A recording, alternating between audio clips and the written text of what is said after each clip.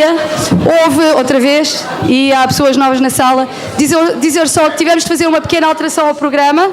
Fizemos a pausa para café antes desta intervenção da doutora Bárbara Oliveira, por diversas razões, e a seguir teremos então um momento musical e o debate de 1 hora. Portanto, agora é a conferência que estava marcada no programa antes da pausa para café. Pedimos muita atenção, é muito bom termos aqui a doutora Bárbara Oliveira. Tem imensos pedidos neste momento, como imaginam. O Conselho Português para os Refugiados agora está a receber e a dar resposta a imensos pedidos por todo o país, não apenas diretamente relacionados com necessidades de pessoas refugiadas, mas com necessidades de escolas que precisam de ter informação e que precisam de compreender algumas coisas, e portanto agradecemos imenso. Sendo assim, vou já passar a palavra. Olá, bom dia. Eu sou a Bárbara, venho do Conselho Português para os Refugiados.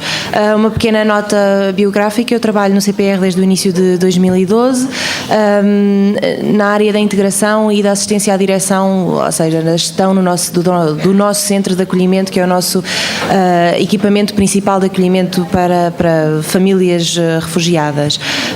Sou licenciada em Relações Internacionais, sou pós-graduada em Democratização e Direitos Humanos, e a princípio a minha apresentação vai consistir um pouquinho no esclarecimento de alguns pontos-chave, algumas definições-chave que provavelmente já todos conhecemos, já todos sabemos, mas importa só focar alguns pontos antes de passarmos depois para o panorama atual. Eu sei que vai haver um momento de debate a seguir, mas eu peço que o que tenhamos aqui agora seja uma conversa. Se tiverem alguma dúvida muito urgente que queiram ver esclarecida, por favor, não hesitem em dizer. Aquilo que a professora Ana dizia é bem verdade. É claro que temos muitas solicitações por parte da população, não é? Mas o nosso trabalho nas escolas e na sensibilização da população local, não é? Da nossa comunidade de acolhimento é fulcral, especialmente quando se trata dos jovens e dos profissionais de amanhã, não é? Resta só dizer que fico muito contente por estar aqui hoje. É um local muito especial. A minha mãe estudou cá, licenciou-se aqui em Animação Cultural e Educação Comunitária, é verdade. Eu lembro-me de ser pequenina e de vir cá quando ela tinha que ir à repografia ou tinha que vir à secretaria ou não sei o quê, portanto é muito confortante e fico muito contente de voltar a visitar esta casa agora numa capacidade diferente. Portanto, sem mais demoras, vamos então começar. A minha apresentação é curtinha, eu prometo que não tome muito tempo. Primeiro ponto que devemos focar: quem são os refugiados, não é? Eu sei que hoje em dia todos temos uma massificação da informação, não é? Há informação em todo o lado, e às vezes há coisas que importa esclarecer. Ou seja, um refugiado é todo o homem, mulher ou criança que seja ou se veja forçado a abandonar o seu país de origem em virtude de um receio comprovado de perseguição. A perseguição pode ser por motivos de raça, religião, nacionalidade, a pertença a um grupo social, por exemplo, mulheres, homossexuais, minorias, ou então devido às opiniões políticas. Outra coisa muito importante também a reter é que, para as pessoas serem consideradas refugiadas, têm que estar fora do seu país de origem ou do seu país de nacionalidade. E normalmente fogem porque o Estado não quis ou não pôde proteger. Aqui temos um esquema daquilo que eu dizia há pouco: se retirarem alguma coisa desta minha intervenção, que seja isto, não é? Portanto, todos os refugiados têm, numa altura ou noutra, que provar o seu receio de perseguição em virtude de um destes motivos. De onde vêm os refugiados que fogem para a Europa? Nós sabemos que a grande maioria, e são aqueles que aparecem mais nas notícias, não é? São as pessoas que são deslocadas a partir da Síria por causa da guerra, mas também temos muitas outras nacionalidades que importa não esquecer, não é? Temos os eritreus, os sudaneses, as pessoas que vêm da Somália. Temos muita gente em Portugal neste momento que vem da Ucrânia, não é? Porque lá também há um conflito ativo, e de outros países africanos, de Médio Oriente e asiáticos, como por exemplo as pessoas do Bangladesh, do Nepal, Nepal, do Paquistão. Eu dou sempre especial ênfase às outras nacionalidades porque, quer acreditem ou não, também há uma certa discriminação em torno deste apoio que é prestado. Ligam-me muitas vezes e dizem: Bárbara, eu se calhar quero contratar um senhor, mas esse senhor tem que ser sírio. E eu disse: não, mas tem que ser sírio porquê? E se tivermos um senhor que tem muita experiência nesse ramo profissional e que é de outra nacionalidade, não pode ser, não, porque só os sírios é que vêm nas notícias. Portanto, convém sempre termos aqui, tentarmos encontrar soluções paritárias para todas as pessoas, porque todas as pessoas vêm exatamente com o mesmo percurso e em busca da mesma segurança, não é? Neste momento, importa dizer que há 59,5 milhões de refugiados no mundo, quase 60 milhões de refugiados. Estes números foram lançados pelo Acnur, são os últimos números oficiais que foram lançados no Dia Mundial do Refugiado, que se comemora todos os anos a 20 de junho, e é o maior número de refugiados registado alguma vez na história, ou seja, nem durante a Segunda Guerra Mundial houve tantas pessoas a precisar de proteção como hoje em dia. E isso acontece porque nunca, desde a nossa história registada, não é? Em registros históricos, nunca houve tantos conflitos ativos no mundo inteiro, e é algo que a mim, como ser humano também, não só como profissional, me faz pensar, não é? Nós vamos avançando no tempo e é suposto sermos mais tolerantes, sermos mais abertos, sermos mais pacientes, lutarmos mais por soluções diplomáticas, e afinal aquilo que acontece é que estamos pior do que na Idade Média, digo eu. Mais de 500 mil de pessoas cruzaram o Mediterrâneo desde o início de 2015.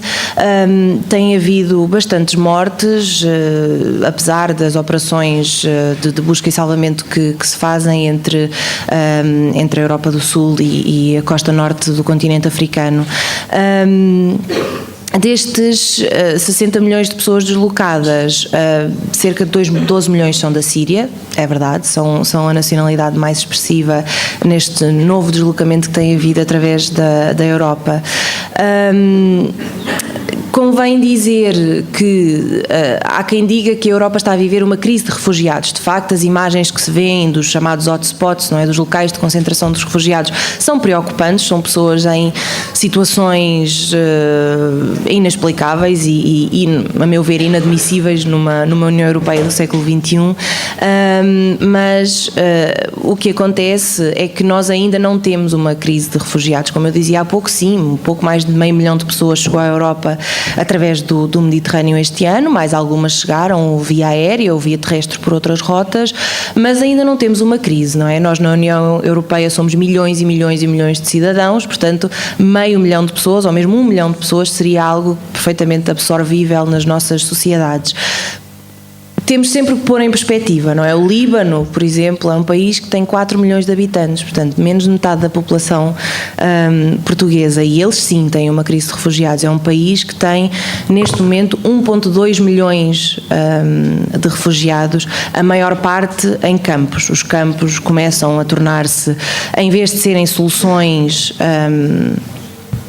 temporárias, não é? Para que as pessoas, encontrem segurança durante uns meses e depois sejam acionadas outras respostas duradouras e que de facto apoiem e integrem as pessoas, acabam por se tornar as soluções definitivas para estas populações, e importa também resolver esses problemas através de figuras como a recolocação, que é o que vai acontecer agora na União, ou que está a acontecer na União Europeia, e até a reinstalação, que é outra figura que o Alto Comissariado das Nações Unidas para os Refugiados contempla para se arranjarem as tais soluções duradouras de apoio aos refugiados. Há muitas pessoas que se preocupam com o impacto dos refugiados nas nossas economias. É claro, Portugal é um país que está numa situação bastante difícil ao nível económico, e obviamente que estamos a falar de populações que não têm nada, não é? É a mesma coisa de quando nós saímos de casa dos nossos pais, se calhar pela primeira vez também não temos assim grande coisa, temos que fazer o enxoval.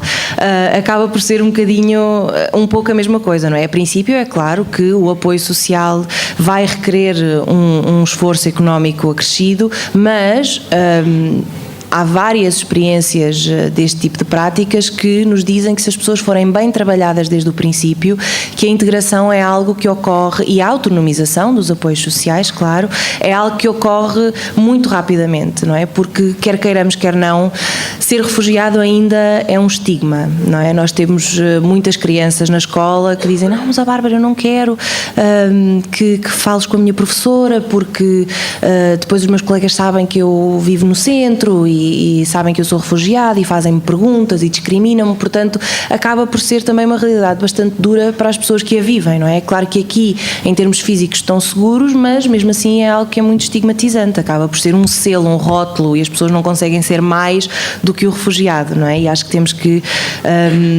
também tentar aqui respeitar e provocar a autonomização das pessoas que nos vão chegar. Em relação aos impactos negativos nas economias ainda, eu acho que os refugiados são, em qualquer lado, o motor do desenvolvimento. Os estrangeiros, não é? As pessoas que são fora das nossas sociedades, não é? E que vêm de novo, trazem novas visões, novas experiências, outras vivências que nós não tivemos, acho que são um fator enriquecedor de qualquer sociedade, especialmente no tempo que se vive, na era da globalização que se vive hoje em dia. Portanto, acho que nós, portugueses, não podemos perder a nossa característica acolhedora, não é? Porque muitas vezes refugiados chegam e não sabem nada sobre Portugal, não conhecem, nunca ouviram falar, ou alguns vieram porque não conheciam o país e acham que se eles não tinham ouvido falar, quem os persegue também não, e portanto que aqui estarão seguros. Mas o pouco que sabem é que nós somos um povo simpático, acolhedor, sorridente, que ajuda.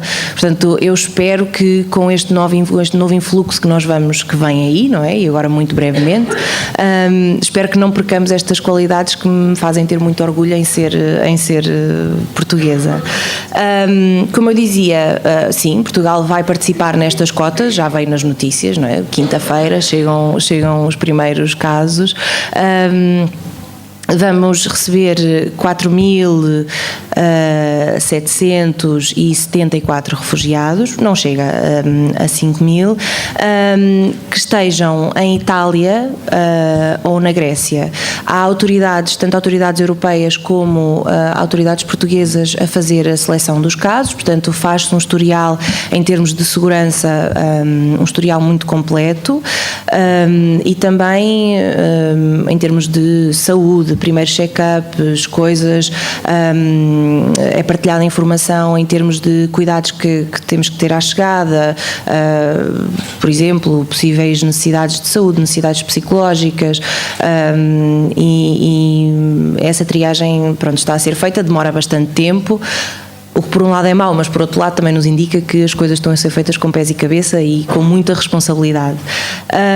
Quando as pessoas chegarem a Portugal, o que se prevê é que não venham todos para o nosso centro de acolhimento, obviamente nós estamos cheios, por isso não podemos receber toda a gente. Está a ser posto em prática um plano de acolhimento descentralizado que passa por integrar pequenos grupos em várias cidades portuguesas. Houve muitos municípios que no princípio, ainda no verão, não é, quando se começou a falar sobre esta partilha entre os países da União Europeia, houve muitos municípios que, não só a nós, mas a outras entidades, se revelaram disponíveis para acolher, alguns dizem só posso uma família, ou podemos 2, ou podemos 4 pessoas, e portanto vamos distribuir pequenos focos populacionais pelos diferentes municípios que se mostram disponíveis para acolher. Obviamente o CPR como organização estará disponível para dar o apoio jurídico, o apoio social, para formar os técnicos dos diferentes municípios, e creio que tudo se passará da melhor forma possível. Estou bastante otimista. Importa não esquecer os refugiados que chegam espontaneamente a Portugal, não é? Porque sabemos que estes refugiados vão ser, obviamente, transferidos diretamente de Itália e da Grécia para cá, mas todos os dias chegam refugiados a Portugal, pessoas em busca de proteção, não é? Quando as pessoas chegam a Portugal, é necessário, é obrigatório que formalizem o seu pedido de proteção junto das autoridades. As autoridades competentes são o Serviço de Estrangeiros e Fronteiras, que tem um gabinete de asilo e refugiados que trata exclusivamente destas questões da proteção. E depois de feito este pedido, normalmente no CEF os inspectores perguntam, fazem uma pequena avaliação socioeconómica para saber porque acontece, se as pessoas têm cá familiares com quem possam ficar, se têm algum dinheiro consigo, também acontece, há pessoas que trazem as poupanças consigo e conseguem estar autónomas pelo menos durante algum tempo. Faz-se essa pequena avaliação quando as pessoas estão em situação de carência económica, ou seja, quando não têm sítio nenhum para onde ir ou nada com que se sustentar. Esse caso é-nos sinalizado e imediatamente as pessoas dão entrada no nosso centro de acolhimento. O nosso centro de acolhimento, que é na Bobadela, em Lisboa, está em recorrente situação de sobrelotação. O centro onde eu trabalho hoje em dia foi construído em 2006, foi planeado para 42 pessoas, porque em 2006 era mais do que suficiente para responder às solicitações que existiam. Obviamente, hoje em dia, com o evoluir da situação, nós estamos neste momento a acolher dentro do nosso centro cerca de 90 pessoas, portanto temos mais do dobro da população. Tivemos que converter algumas salas que eram destinadas a atividades lúdicas, atividades pedagógicas, em camaratas, não é? E, portanto, vamos tentando colmatar assim a necessidade as necessidades de alojamento, porque é a nossa política que não podemos deixar ninguém que precise, não podemos deixar ninguém na rua, não podemos deixar ninguém debaixo da ponte, é claro. Para isso também recorremos muitas vezes a alojamento externo, não é? Portanto, quartos na imediação do centro, onde as pessoas possam ficar alojadas, podendo frequentar livremente o centro de acolhimento e aceder aos serviços da mesma forma que uma pessoa poderia estando lá alojada. O Conselho Português para os Refugiados foi fundado em 1991, se convém dizer, portanto temos quase 25 anos de história e de trabalho direto com a população refugiada em Portugal. Nascemos dos cortes orçamentais do Alto Comissariado das Nações Unidas para os Refugiados, numa altura em que o Acnur se viu forçado a fechar vários escritórios pelo mundo inteiro. Uma vez que seria preciso um seu representante em Portugal, nasceu a organização onde eu trabalho. No princípio só prestávamos apoio jurídico, porque era essa a necessidade que nos era levantada, mas rapidamente nos apercebemos que não seria suficiente, não é? Começámos então a prestar apoio social, abrimos o departamento social com assistentes sociais, aulas de português, e entretanto fomos também forçados a evoluir e acabámos por em 99 construir o nosso primeiro centro de acolhimento. Esse centro também se revelou pequeno e insuficiente, e numa tentativa de ter uma solução mais holística, não é? Que trabalhasse as pessoas no seu todo, construímos então o centro que ainda hoje existe e existirá, em 2006. Através deste centro de acolhimento nós prestamos todo o tipo os serviços são todos gratuitos, portanto prestamos atendimento jurídico, apoio socioprofissional, formação em português e em competências básicas de informática, o acolhimento transitório, é claro. É através deste centro que também canalizamos as atividades como a de hoje, a nossa participação em ações de sensibilização, em conferências, em formação. Nós somos certificados pela DGERT e, portanto, somos uma entidade formadora certificada que pode prestar formação em várias frentes, inclusive a técnicos.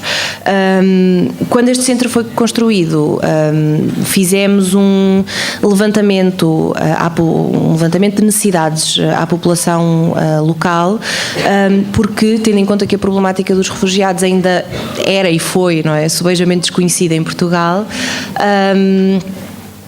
achámos importante criar uma valência que servisse não só esta população, mas também a comunidade local.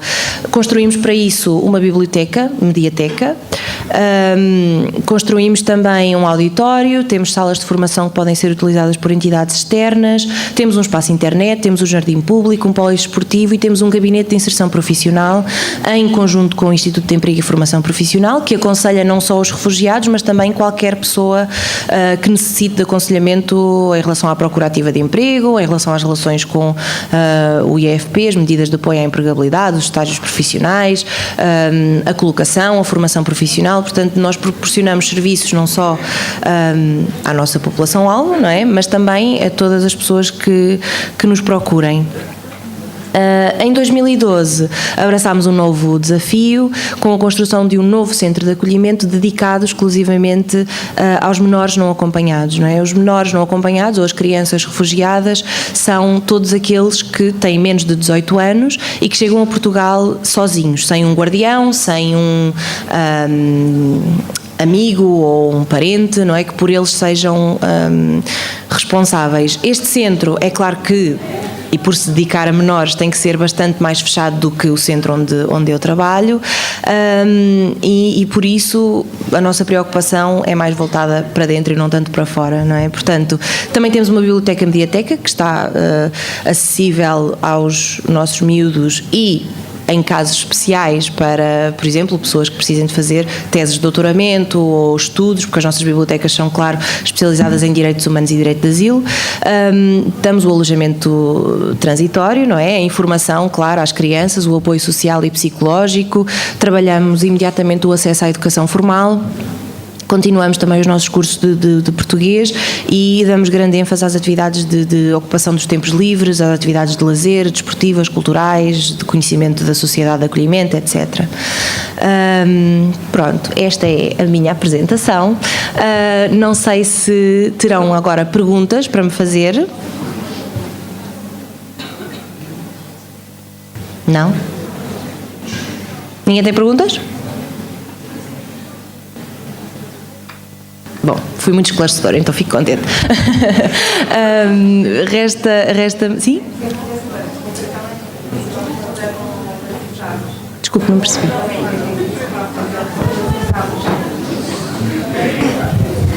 Queria saber que concretamente se vai fazer com os refugiados agora. Os que vão chegar? Sim.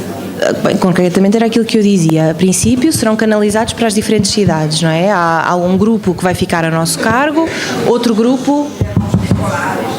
Exatamente. Sim, sabemos tudo.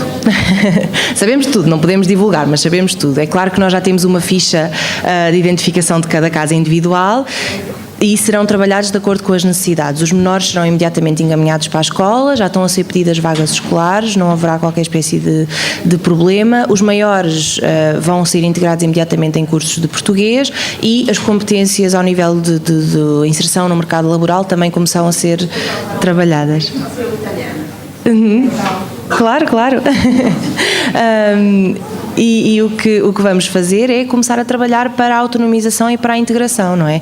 O conhecimento da comunidade local vai ser muito importante onde quer que as pessoas estejam, não é? Portanto, estamos sempre em contacto com as câmaras para organizar e vai ser das coisas top priority, não é? Que vamos ter que fazer é, obviamente, esclarecer sobre os serviços públicos, não é? O que é a segurança social, o que é o centro de emprego, o que é o centro de saúde, o que é um hospital, para que é que serve, como é que se acede. E depois disso, obviamente, começar então a fazer contactos para a empregabilidade, não é? Como todos fazemos, fazer o currículo, esclarecer acerca da procura ativa de emprego, fazer um check-up de saúde. Portanto, esses são os planos comuns, não é, para todos os casos que cheguem a Portugal.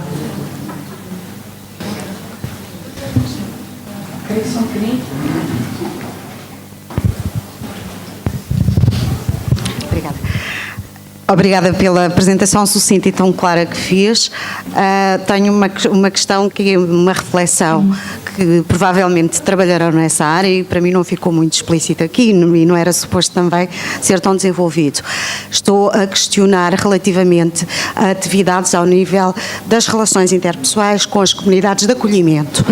Portanto, a informação que deu foi centrada, obviamente, nos que vão ser acolhidos por nós, mas é importante também o estabelecimento dessa relação e perguntava se tem algum trabalho nessa área. Obrigada. Obrigada. Só queria esclarecer, peço desculpa de interromper, não confundam este momento com o debate que vai durar 1 hora, do meio-dia à 1. Porquê é que nós estamos a fazer este momento? Porque, de facto, a doutora Bárbara Oliveira é quem sabe mais sobre esta problemática toda do que nós todos e todas, e como ela não consegue ficar para um momento de debate, e E o motorista que a leva a Lisboa traz a convidada da tarde do Alto Comissariado para as Migrações. Nós vamos permitir, obviamente, algumas perguntas e dar a palavra à doutora Bárbara, está bem? Porque não a teremos connosco durante o debate. Mas agradecemos muito que depois fiquem para o debate, porque este momento ainda não é o debate. Obrigada.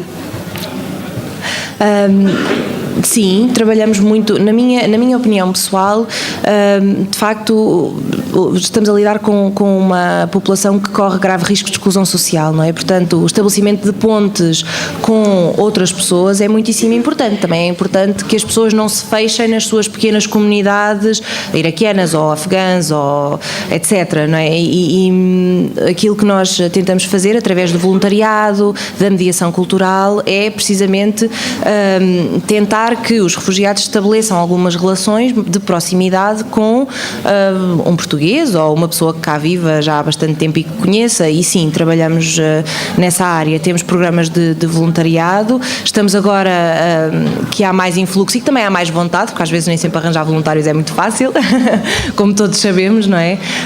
Estamos agora a intensificar mais esse trabalho e vamos também abrir um programa de mediadores culturais voluntários, não é? Que possam, por exemplo, ser a pessoa de contacto para uma família, não é? E aquela família sabe que se tiver uma dúvida, uma questão, e que se for uma questão que não se justifique ir a um serviço perguntar, que pode sempre ter uma pessoa de referência que poderá esclarecer e apoiar nas coisas mais normais do dia-a-dia, não é? A habituação à moeda, a ida às compras, os alimentos, todas essas coisas mais informais e que são tão importantes para a vida do dia-a-dia, sim. Mais uma pergunta? E só silêncio. Também gostaria de dizer que a sessão está a ser filmada e o facto de haver muito ruído na sala, embora tenhamos os microfones, influi um pouco depois para a compreensão do que é dito. Portanto, agradeço muito o silêncio. Obrigada. Bom dia. É assim, eu tenho a noção que parte do subsidiamento que está a ser feito para os refugiados vem neste momento da Comunidade Europeia. O que significa que os países de acolhimento, embora estejam a ter alguns gastos quase residuais com os refugiados, estão também a receber um influxo de dinheiro que vem de fora e que está a vir a fundo perdido. Esse dinheiro, em princípio, tem a possibilidade de acelerar a nossa economia ou... Não sei. Esse dinheiro, de facto, será entregue ao Estado português, não é? Um montante por cada caso individual, e destina-se a ser distribuído pelas diferentes organizações que vão apoiar diretamente os refugiados. Esse dinheiro que vem um bolo para 18 meses, portanto, que as entidades vão ter que gerir, não é? E não sei se é um dinheiro que vai acelerar muito a nossa economia. Uma coisa é certa, já não é mau que não nos vá fazer ter gastos extra, não é? Agora acho que não vai ser propriamente um elemento que, até porque o dinheiro é para gastar com as pessoas, não é? Quer em apoio social, em rendas, consultas no médico, medicamentos, alimentação. Pois, é verdade. Nunca tinha pensado nisso desse ponto de vista. Pois, tem toda a razão. É verdade, sim, senhora. Pronto, exato. Pronto, o IVA 23% vai servir para alguma coisa. Sim, tem toda a razão nesse sentido. Sim, claro. É verdade. Mais alguma pergunta?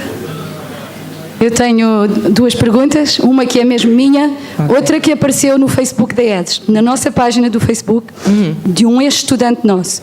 A minha pergunta é, quanto é que neste momento, quanto é que Portugal já recebeu dessa fatia, desse dinheiro, em euros? Qual é o montante? Se sabe, se não souber, depois procuraremos. A segunda pergunta, e esta não é minha, é de um excelente ex-estudante nosso de Educação Social que agora dá aulas na Universidade de Cabo Verde. Ele colocou no Facebook da ESES, ele colocou no Facebook dele e no meu uma mensagem para este encontro e disse: deveriam começar o debate a pensar que razões é que têm as pessoas refugiadas para não querer vir para Portugal, porque o nosso encontro chama-se Razões para acolher pessoas refugiadas. E ele dizia, começa, mas é por responder à pergunta, porque é que os refugiados e as refugiadas não querem vir para cá. E obviamente que eu o desafiei para quê? Para participar no debate por Skype, mas não vai fazer. Há várias razões. E, portanto, a pergunta é verdade que há uma sobremediatização desta questão, há muita informação e contra-informação nas redes sociais, portanto o que se diz aí é que os refugiados, nós queremos acolhê-los, mas eles não nos querem. Se é assim, ou se não é bem assim, e porquê, seja assim, o que é que se pode dizer? Obrigada. Muito bem. Em relação ao montante que nós recebemos, ainda não recebemos, porque ainda não recebemos as pessoas, não é? Portanto, só depois das pessoas estarem em território nacional é que esses fundos são libertados. Posso ser bastante clara, não temos nada a esconder, o dinheiro que está previsto por pessoa para 1 ano e meio são 6.000 euros. Portanto, 6.000 euros deverá chegar para 18 meses para um adulto. Para todas as despesas, não há nem mais um tostão. Se formos fazer as contas, dá 300 e poucos euros por mês, para tudo, portanto é muito pouquinho. Os menores recebem ainda menos, recebem 4.000 euros para os 18 meses. Portanto é esse o dinheiro que será alocado, 6.000 vezes X adultos, 4.000 vezes X menores, e esse dinheiro irá chegando à medida que as pessoas vão chegando também. Depois, em relação à segunda pergunta, não é bem assim. Não é? Não há propriamente... uma coisa que nós temos que ter muito presente é os países que mais acolhem na Europa, não é? E os países que mais acolhem na Europa, especialmente ao abrigo deste tipo de programas de admissões humanitárias, tivemos o ano passado a Alemanha, que lançou o seu primeiro programa de admissões humanitárias, em que acolheu 120.000 sírios num ano. Depois temos os países que mais recebem refugiados na Europa, que são os países da Europa do Norte, não é? Temos países como a Dinamarca, a Noruega, a Finlândia, a Suécia, e muitas destas pessoas que vêm já têm estes países em mente porque são os países que conhecem, não é? No caso das pessoas da Síria, há muitos que têm familiares na Alemanha e, portanto, também desejam reunir-se aos seus familiares, o que a mim não me soa de todo estrangeiro, não é? Não me soa de todo mal. E portanto é claro que quando as pessoas vêm, e tive uma conferência com a Autoridade Regional de Saúde de Lisboa há pouco tempo, ou sexta-feira, e estava um senhor iraquiano precisamente a falar sobre isto. Nós estamos um bocadinho, ele dizia, quando saímos estamos um bocadinho pré-formatados, não é? E é verdade, as pessoas estão, o que conhecem são estes países que eu acabei de referir, pelas diferentes razões que vimos também. Agora, houve de facto algumas pessoas que não quiseram vir para Portugal, pura e simplesmente porque não conhecem, não é? E os colegas que estão a fazer a seleção não as souberam informar do que estava planeado à chegada. E é claro que, agora pondo-nos nós no seu lugar, não é? As pessoas estão em situações terríveis, não é? Mas são situações que eles mal ou bem conhecem e que estão a saber lidar, que estão a saber digerir, não é? Há algumas ajudas humanitárias no local, em termos de roupa, agasalhos, em termos de alimentação de emergência, portanto as pessoas vão conseguindo sobreviver numa realidade que já conhecem. Se me dissessem, vais trocar uma realidade má que conheces por uma realidade completamente desconhecida porque eu não sei o que é que te espera quando tu chegares, eu se calhar também dizia que não queria ir, não é? E eu acho que aquilo que é muito importante nós retermos, e agora com esta torrente, não é, de informação que nós lidamos todos os dias, é nós nunca perdermos o nosso espírito crítico e pensarmos sempre... Eu acho que se nós pensarmos, se fôssemos nós, não é? Como é que nós reagíamos nesta situação? Eu acho que nos ajuda também a compreender bastante melhor algumas situações que nos pareçam, é claro, às vezes nós ouvimos coisas até eu fico, o quê? Mas depois pomos-nos a pensar e há coisas que deixam de nos soar assim tão estranhas. E uma delas é esta, não é? Porque tivemos uma reunião também do Grupo de Trabalho da Agenda para as Migrações, que compreende representantes dos vários ministérios que estão a trabalhar, e de facto a minha chefe disse, então mas que história é esta agora vem nos jornais que as pessoas estão a recusar a vir, e foi-nos explicado pelo colega do CEF que era isto que se tinha passado, e que tinha sido um pequeno grupo que tinha dito que não, porque não lhes souberam explicar o que é que eles iam encontrar à chegada. Portanto, eu também diria. Vocês não sei, mas eu também diria.